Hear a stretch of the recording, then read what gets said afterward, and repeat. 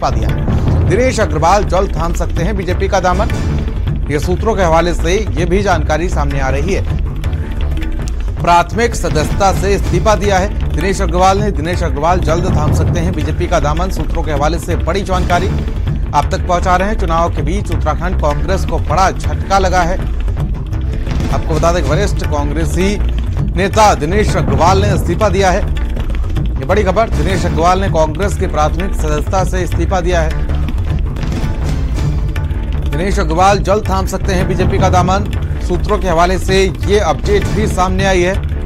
चुनाव के बीच उत्तराखंड कांग्रेस को लगातार बड़े झटके लगते हुए नजर आ रहे हैं और इसी बीच ये बड़ी जानकारी सामने आई कि दिनेश अग्रवाल जो कांग्रेस के वरिष्ठ नेता रहे हैं, अब उन्होंने भी कांग्रेस से किनारा कर लिया है।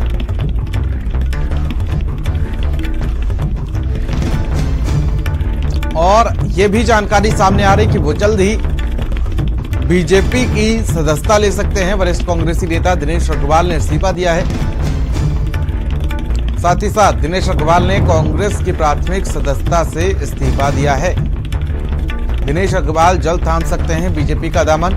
यह भी खबर सामने आई है। चुनाव के बीच उत्तराखंड कांग्रेस को बड़ा झटका लगा है। पंकज पवार हमारे साथ, हमारे ब्यूरो चीफ जुड़ चुके हैं। पंकज, क्या कुछ अपडेट जानकारी देखिए जिस तरीके से लगातार कांग्रेस को अब चुनाव के बीच बड़े झटके लगते रहे और उसी में अब दिनेश अग्रवाल का भी इस्तीफा।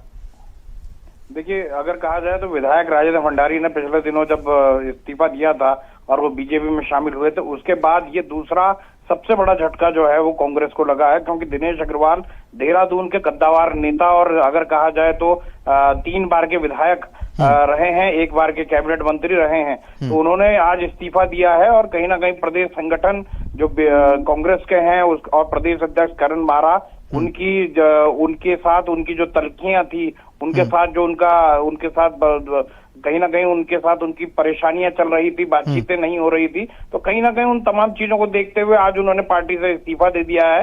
मेरी उनसे बात हुई थी तो उन्होंने ये कहा था कि मुझे पार्टी से कोई गिला शिकवा नहीं है, लेकिन संगठन से नाराजगी है। पार्टी में वरिष्ठ नेताओं की बिल्कुल भी पूछ नहीं है, इज्जत नहीं है, बेइज्जती की जाती है। तो इन तमाम चीजों को देखते हुए उन्होंने फैसला लिया और कहीं ना कहीं इससे कांग्रेस के हरिद्वार सीट, क्योंकि धर्मपुर सीट जिससे वो विधायक चुने जाते रहे हैं, वो हरिद्वार लोकसभा में पड़ती है और हरीश रावत के लिए, और हरीश रावत के क्योंकि बेटे वहां से चुनाव लड़ रहे हैं, तो एक बड़ा झटका भी कहा जा सकता है और कांग्रेस के लिए तो है ही। जी देखिए, हरिद्वार सीट तो बिल्कुल कांग्रेस के लिए खतरे की घंटी बनी हुई, क्योंकि इससे पहले भी हरीश रावत के जो समर्थक थे उन्होंने भारी संख्या में बीजेपी की सदस्यता ग्रहण की थी और अब ये दिनेश अग्रवाल भी। देखिए बिल्कुल, और जिनकी आप बात कर रहे हैं कि वो जो समर्थक ही नहीं, उनको हरीश रावत ने किसी को ओएसडी बनाया, किसी को अलग अलग बड़े बड़े पदों में बैठाया था जो पिछले दिनों जिन्होंने छोड़ी है। तो कहीं ना कहीं हरीश रावत के लिए धीरे धीरे उनके ही जो करीबी थे, दिनेश अग्रवाल उनके बहुत करीबी माने जाते थे और कभी भी हरीश रावत जब हरिद्वार से चुनाव लड़ने जाते थे तो शुरुआत धर्मपुर विधानसभा से कहते थे। वो कहते थे कि मेरे लिए शुभ संकेत वाली विधानसभा है, लेकिन आज वही शुभ संकेत वाली विधानसभा से जुड़े हुए तमाम नेता है या फिर उस पूरी लोकसभा से उनके करीबी हैं, वो छोड़ के जा रहे हैं। और कांग्रेस के लिए तो एक बड़ा झटका है, क्योंकि दिनेश अग्रवाल देहरादून के कद्दावर नेता माने जाते हैं। ठीक है, बहुत बहुत शुक्रिया तमाम जानकारी के लिए पंकज आपका।